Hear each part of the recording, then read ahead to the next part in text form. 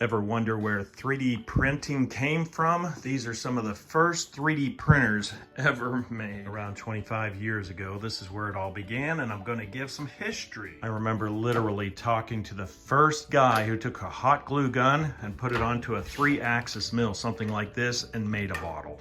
When the technology developed enough, we bought an entire room of 3D printers from Stratasys. Here was the first 3D printer that a normal person could buy. It was called a Solid Doodle.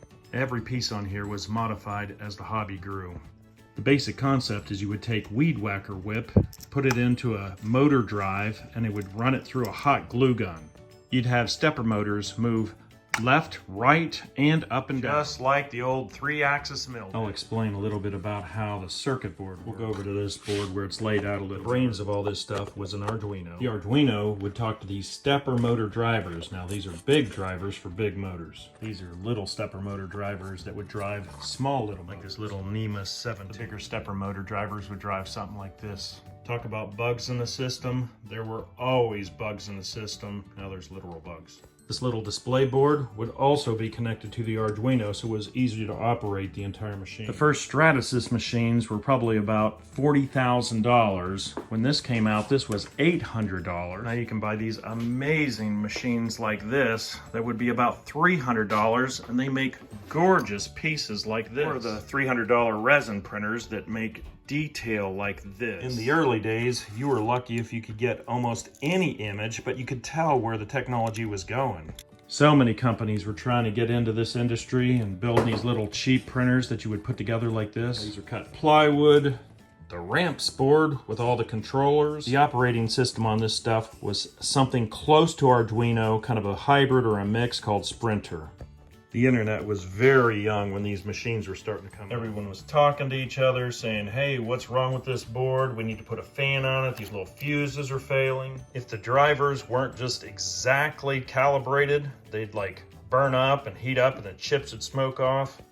Any automated machine that you would want to make utilizes all this technology. The power supplies, the brain or the Arduino, the stepper motor drivers, and then some way to control. I remember this little update where you could actually put a memory card in. That way you can just transfer your files via a card like this. Then you can print whatever image you want. Big old helmets or bells. Instead of all that complicated milling, you would just add the material where you wanted, so it'd be additive modeling instead of subtractive milling like this. When you use this weed whacker whip like this is called FDM, or fused deposition modeling.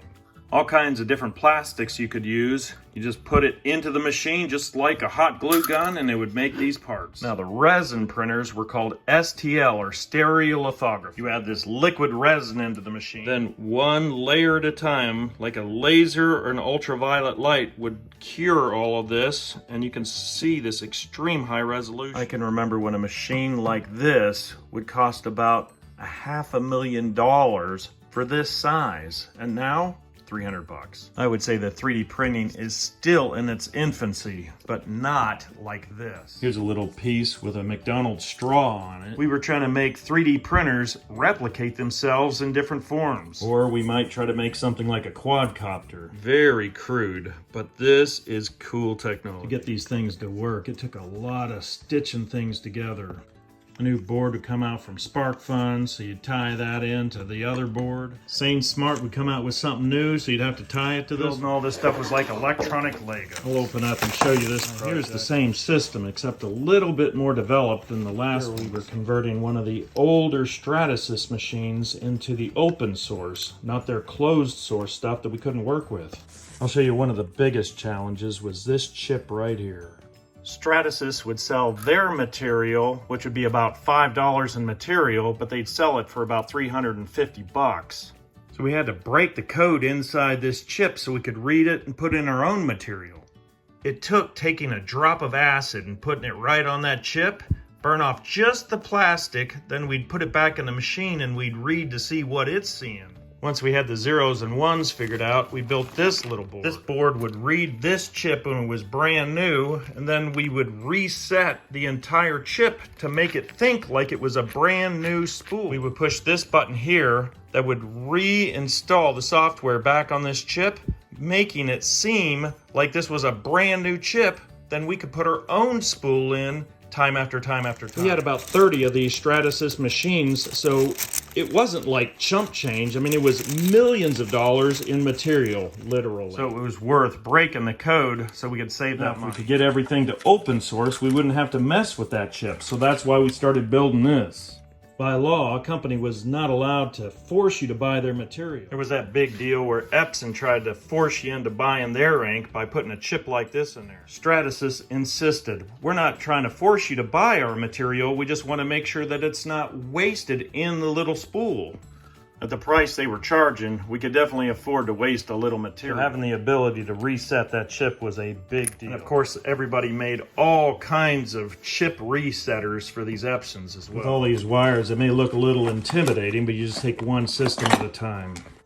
As you can see, that Arduino ramps board continued to develop. Here's like one of the first ramps board. The ramps 3D board. With this little chip here, we were going to connect everything to the internet so you could just print a model directly from the internet. Go to your iPhone, find the model you want, hit print, and boom, it would just start right on the print. So I'd hook this little Bluetooth module right into the ramps board, and then you just print, and we actually were able to get it to work. That involved hardware, software, industrial design.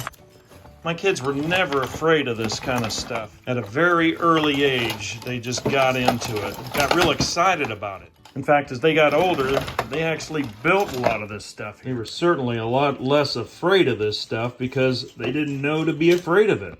This board kept everything organized, but we kind of need to take everything apart just like Legos so you can keep working on the newer stuff. Power supplies and stepper motors, they never go out of style. Right here is a piece of the original Stratasys that we 3D printed, and we made everything open source. Now this machine right here for $300 that works amazing is all open source. Yeah, maybe Creality closed some of it, I'm not sure. For 300 bucks, they sure work good. Everybody's always asking, hey, do you have a power supply or a stepper motor driver? Pull this stuff apart and put it in a box? The answer is yeah, it's right here. It's good to have a little bit of everything, and that's what these little boxes are. If you need a zip tie, there you go. Or a switch. You never know what kind of switch you're gonna need. Switches. A lot of stories in here. Building prototypes to make prototypes. There's a heated glass bed, and right down there's the heater. Held together with zip ties. Here's a little stop sensor, so when the bearing hits the switch, goes to the ramps board, lets everything know. Here on the back of this ramps, you can see all the little modifications that happen from time to time. Spent my whole life tearing stuff apart. Sometimes I get in trouble for taking stuff apart. That's the price of progress. Rods and bearings are always a necessity. Here's all these laser cut parts. When you're working with prototypes, you have to embrace it. That's how you fail your way forward. If you're afraid of failure, you don't want to pick this field. It's like pulling the nervous system out of a machine. You're working on automation, you never know what part you're gonna need. So keep it all connected if you can. Years ago I needed a washer, didn't have it, so I cut a penny in half to get this thing on there. You do what you gotta do. Down here you can see I didn't even cut the pennies, I just drilled a hole in there. I'm sure that it got some laughs at the time. But if you can't find a washer, you gotta get it done. There's always a deadline. I'm not saying this isn't emotionally hard taking all this stuff apart, but you only have so much room. You can't build new stuff if you don't get rid of the old. We used radiator clamps to get these in. Now that Z gantry is almost free. On the bottom of the build plate, you've got 3 screws, so you can totally flatten the bed, because when it starts to build a model, it's got to be perfectly flat. This thing's all riveted together, so I'm just kind of like ripping all the 3D printed parts out. Here's that old head. It's laser cut out of acrylic in layers. What it takes to make it work. This screw here is like a tensioner to put tension, the exact tension on the filament, so it feeds through the hot glue gun here. I'll drill out the rivets. There we go, got the rod out. It's got the little bearings on it. This modified solid doodle is just a frame now. One of the first surfaces that we found that this material would stick would be just masking tape. Here we were experimenting with Kapton tape. Heated glass on this one. I didn't just hear about these 3D printers, I kind of lived it. Technology kind of builds on top of itself. When I was building our house, I needed rebar. Instead, I had a bunch of this stuff, so I just put that in to strengthen up the concrete around the house. This stuff makes better prototyping material than rebar, but you gotta do what you gotta do. If I don't feel like sorting hardware right away, I just kind of throw it into a Go Fish bin. Pretty sophisticated hot glue gun. Here's like a cord winder project we were working on for some company. Little gizmo for sorting nuts and bolts. A putty knife and some bugs. Little instructions, how to print on a solid. Here we go, here's a big one. If the material gets clogged, and that's a big one. I remember there was a big time cooling problem, so we had to hook up this fan on. This is when the Arduino was just coming out. This is probably one of the first Arduinos. On top of the Arduino is the ramp. Sometimes we just draw on the side of the machine all the important information, like the calibration of the stepper motors and all the little test points on the board. Here was like a test for the heads. To test dual extrusion, this was a little test to see how close the material would get to each other. This extrusion head really showed a lot of promise, so we 3D printed everything to fit it in, and it worked pretty nice. This solid doodle had a wooden gantry all cut out with a laser. This one was all made out of aluminum for rigidity. Washers and a Go Fish bin. I went ahead and cut all the wires off so I'd have all the individual components. The stepper motor drivers, I just kind of left these connected. It'll pack in a lot easier. So here was some of the first 3D printer prototypes and possibly the next prototypes of the future.